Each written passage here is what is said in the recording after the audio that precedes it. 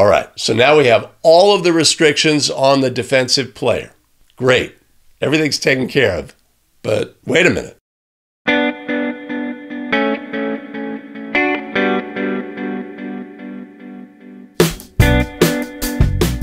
Greetings, everyone. We are back in the studio with another episode of the Basketball Rules Expert, the show where we elevate the rules off of the written page, breathe life into them, clarify, simplify, and present them to you in an audio-visual format so that you can take the rules with you onto the basketball court. Of course, we talk about exclusively National Federation of High School Basketball Rules. Before we get started in the episode today, a special thanks to Donald Griffin and Isaac Rugali for their generous support of the show.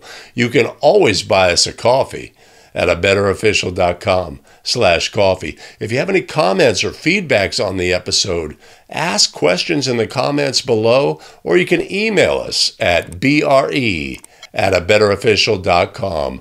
Let's get started with today's episode.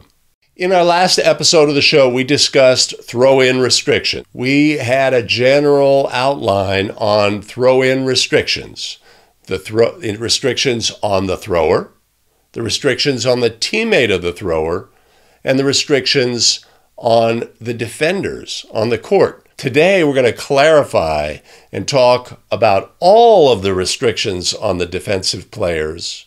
We're going to talk about a throw-in where the team can move along the end line, and we'll discuss considerations for alternating possession throw-ins. This will complete our complete overview of the throw-in in National Federation of High School Basketball Rules. Let's get started. When we talked last week about restrictions on the thrower, we were referring exclusively to 9-2-10, which states that a defensive player may not extend any part of their body through the boundary plane. They cannot reach across the boundary plane with their arms, hands, or their feet. This is still the case, but what we didn't talk about is there is no such restriction on the thrower. The thrower is allowed to extend the ball through the boundary plane, have their arms and the ball extended onto the court. What then? What are the restrictions on the defensive player then? Obviously, the ball is on this side of the boundary plane for them. We will talk about that. But first of all, a defensive player during a throw-in is not allowed to extend any part of their body through the boundary plane. If they do, the penalty is a delay of game warning to the team. So opponent of the thrower extends, reaches through the boundary plane, the official blows their whistle and issues a delay of game warning to the team. Goes through the proper procedure of notifying the head coach, notifying the book of the warning, but a warning is the penalty for reaching a hand through the plane. If the team has already received a delay of game warning for any of the items that a warning can be issued for, the result is a team technical foul for incurring this violation after a warning had been given. So the result would be of a team technical would be 2 free throws for the offended team and the ball at the division line opposite the table. Simple, straightforward. Now, let's say our defensive player extends a hand through the boundary plane and touches or dislodges the basketball. Now we have a technical foul for a player reaching through the boundary plane and contacting the basketball or dislodging the basketball. The result for that is a player technical foul. That's a technical foul on the offending player, 2 free throws by any player or eligible substitute, the ball at the division line opposite the table. That's where the resulting throw-in would be. In addition to a player technical foul being assessed, there is also a delay of game warning that is assessed to the team. So it's a double whammy. They get both the technical foul and the warning. If the defensive player reaches through the boundary plane and contacts the thrower, the thrower is holding the ball, slap them on the wrist, that is an intentional foul assessed to the defensive player. In addition to the intentional foul, there's also carries with it a delay of game warning for breaking the plane. Important to know that that always comes with either of those two situations. When we have an intentional foul, the penalty of which is the offended player or their eligible substitute will shoot 2 free throws, and the ball will be taken out at the spot nearest the foul. Player or their substitute, if they were injured, say, shoots 2 free throws, and then we come back to the original spot for the resulting throw-in. So, reaches through, contacts the basketball, player technical, any player shoots 2 free throws, ball at the division line opposite the table, plus the delay of game warning. Same player reaches through the boundary plane, contacts the thrower. That's an intentional foul, 2 free throws for the offended player, and the resulting throw-in is back at the spot. But of course, that also carries with it a delay of game warning. All right, so now we have all of the restrictions on the defensive player. Great, everything's taken care of. But wait a minute. The thrower has no such restriction about the boundary plane. The thrower does not have to stay behind the boundary plane. They're not allowed to step onto the court, to carry the ball onto the court, but they are allowed to extend the basketball onto the court. They can break the plane and put the basketball over the basketball court. Let's talk about when that happens.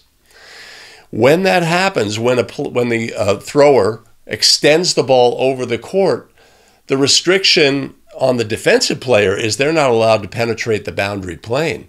But when the thrower extends the ball, now that basketball is fair game, and they can touch or dislodge the basketball by contacting it, or they can grab the ball so tightly that rough play may ensue and force a held ball. All of those scenarios can come into play. The restriction on the defender is they're not allowed to cross the boundary plane and contact the ball. But if the ball comes to them, it's fair game. Now let's talk about the thrower extends the basketball over the court. The defensive player, in an attempt to dislodge the ball, contacts the offensive player, the thrower, on the wrist. The restriction for contacting the thrower makes no mention of penetrating the boundary plane. So always contact on the thrower, whether they have the ball on this side or on that side of the boundary plane, is always an intentional foul. Okay, so contact on the thrower, whether the ball is on this side or that side of the boundary plane, is an intentional foul, the penalty for which is 2 free throws to the offended player, and the ball will be inbounded at the spot nearest the foul. Now we've covered it. All of the restrictions on a defensive player during a throw-in. Let's move on. After a made basket, a team is allowed to inbound the basketball without the restriction of a designated spot. The thrower can be anywhere behind the end line, and the restriction about only one player being out of bounds is eliminated.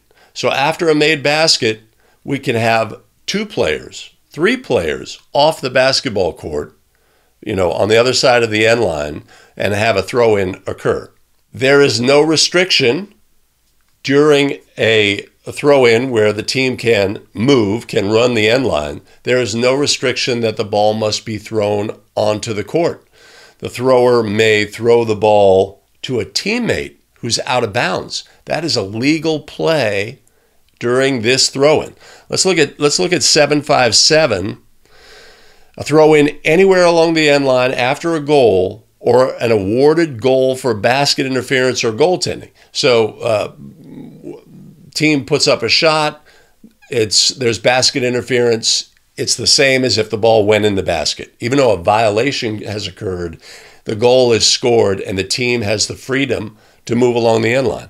The team not credited with the score must make a throw-in from the end of the court where the goal was made and from any point outside the end line, and the officials must signal such, right? They can move. If we were administering a throw-in, we would indicate that the players can move along the end line during this throw-in. So some of our restrictions for a designated spot throw-in do not apply during a throw-in where the team can run the end line. Let's also address alternating possession throw-ins. Alternating possession is a method of putting the ball in play after the initial jump ball or any jump ball for an extra period. NFHS uses alternating possession to determine who will have the throw-in. Alternating possession throw-ins end and the arrow is switched when the throw-in ends. But if something occurs during the throw-in, such as a foul or a violation by the defensive team, the arrow does not switch. So we just need to know about the fact that alternating possession throw-ins exist and what we need to be aware of so that we don't erroneously switch the arrow when it should not be during an alternating possession throw-in. All right, that's going to wrap up our look at the remaining portions of throw-in restrictions and throw-in rules. Now let's move on and look at some questions. Question: during an alternating possession throw-in by A1, B2 intentionally contacts the ball with an extended leg. What is the result? Answers: A, the AP arrow should now point toward Team B's basket. B, the AP arrow should now point toward Team A's basket. C, the AP arrow should change toward Team B's basket prior to the throw-in and then be changed toward Team A's when the ball is kicked. D, none of the above. All right, so we have an alternating possession throw-in. Let's say we had a held ball. Team A has the arrow. A1 becomes the thrower and releases the throw-in pass. The defensive player extends a leg and illegally contacts the ball. A kicking violation is ruled. If you look at Rule 6-4, Article 5, the opportunity to make an alternating possession throw-in is lost if the throw-in team violates. If either team fouls during an alternating possession throw-in, it does not cause the throw-in team to lose the possession arrow. If the defensive team commits a violation during the throw-in, the possession arrow is not switched. So in this instance, our defensive team with a kicking violation, we do not switch the arrow, and the resulting throw-in is not an alternating possession throw-in anymore. The resulting throw-in is a throw-in for a kicking violation. The kind of violations that are most likely to occur during a throw-in, by far a kicking violation, most likely. Also consider punching the basketball violation. That's within the realm of possibility. So when the throw-in began, the possession arrow pointed towards Team A's basket. Team A has the ball for the throw-in. Ball's released.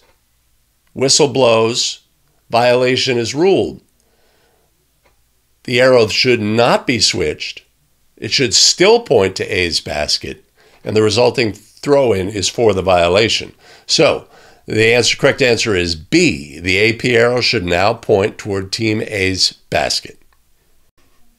Question: after Team A had previously been given a warning for delay for breaking the throw-in plane during a Team B throw-in in the first half, A1 reaches through the boundary on a Team B throw-in during the second half.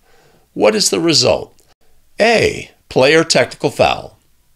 B, team technical foul. C, player substitute technical foul. D, administrative technical foul. Now, always when a technical foul is assessed, as it will be in this situation, it's critical for the officials to know what kind of technical foul is it. Does it go to the player? Does it go to the team? Is it administrative, which can potentially have fewer consequences? We'll talk about administrative technical fouls in another episode. Remember that what our rule says, Rule 10-2-1, Article C, allow the game to develop into an actionless contest. This includes the following and similar acts. C, commit a violation of the throw-in boundary plane as in 9-2-10 after any team warning for delay. In our case play, the team warning for delay had been given, and this is the second, so the result is a team technical foul. 2 free throws for the offended team and the ball at the division line opposite the table. Question. Team A is awarded a throw-in by the alternating possession process. Before the throw-in is completed, B5 is ruled for a foul on A4. It is Team B's 4th team foul, and Team A is awarded a throw-in nearest the foul.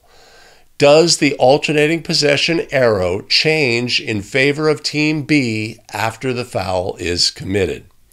So Team A has the ball for throw-in.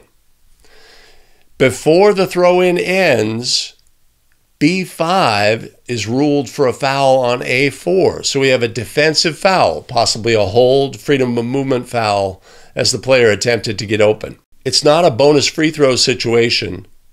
Does the alternating possession arrow change in favor of Team B after the foul is committed?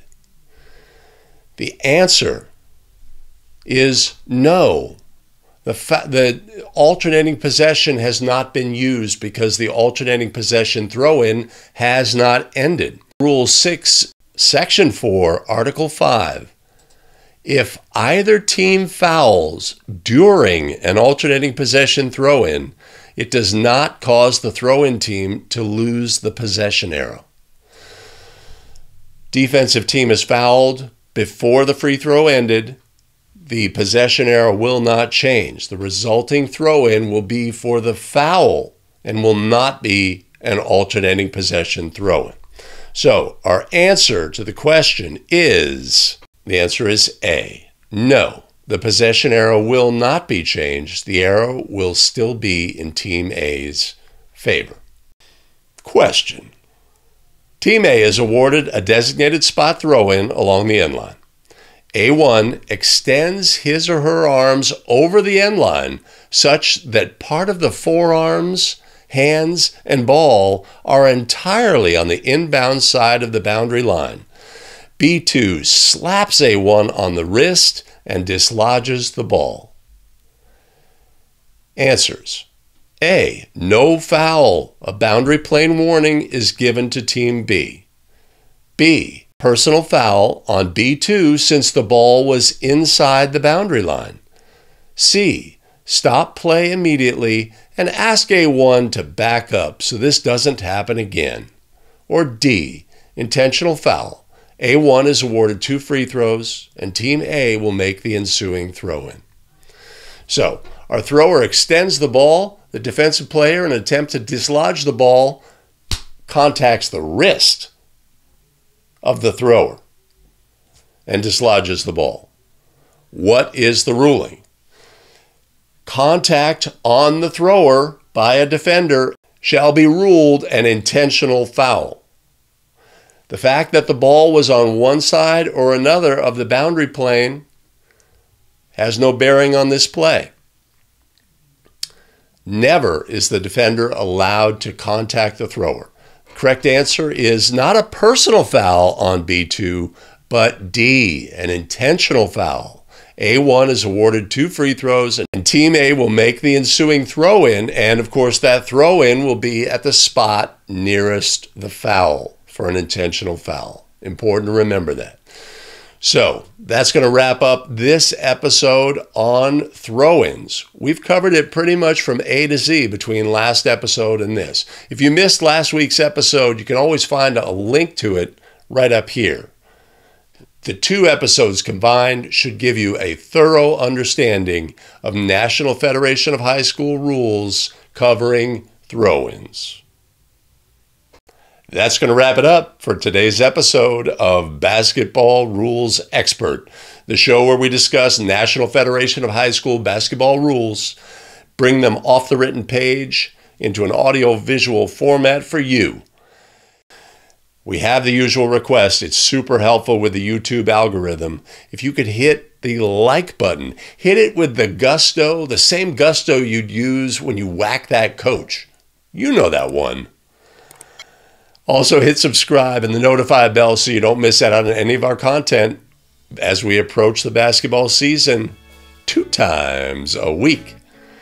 All right, fantastic. If you want to support the show, you can always hit us up at abetterofficial.com/coffee. The link is above. And as always, we've created a quiz for you to take, see if the rules took. We have the questions that we asked in the episode, plus we have some additional questions. You can get the quiz over at the website, abetterofficial.com/expert04. Also, the link is above. We've got additional video content for you here. Make your choice, choose wisely, and we'll see you in the next video. Take care.